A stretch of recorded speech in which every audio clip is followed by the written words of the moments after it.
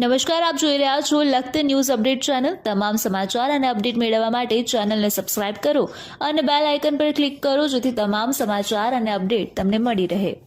Than નગરપાલિકા દ્વારા શાળા પાસે જ કચરો સળગાવવામાં આવતા પેસેન્ટર શાળાના વતનના 200થી વધુ બાળકોમાં શ્વાસ સહિતના રોગો થવાનો જોખમ ઊભો થયો। કચરો ભરીને લઈને ડમ્પિંગ પોઈન્ટ બનાવી લઈ જવાની જગ્યાએ સળગાવવામાં આવતા ધુમાડાના ગોટે ગોટાથી શાળાનું વાતાવરણ ગુંગળાયું।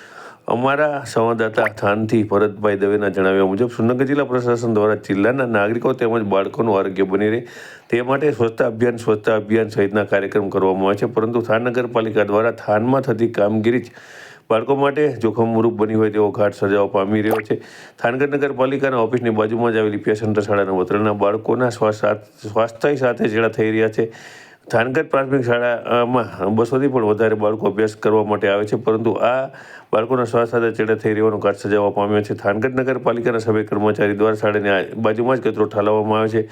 આજુબાજુના રહીશો પણ શાળાની ગેટની પાસે જ પોતાના ઘરનો કચરો ફેંકી દે છે, ત્યારે નગરપાલિકાના સભ્ય કર્મચારી દ્વારા જ કચરો સળગાવવામાં આવી રહ્યો છે અને તેના કારણે જે ધુમાડો ઉત્પન્ન થાય છે તે શાળાની અંદર જાય છે।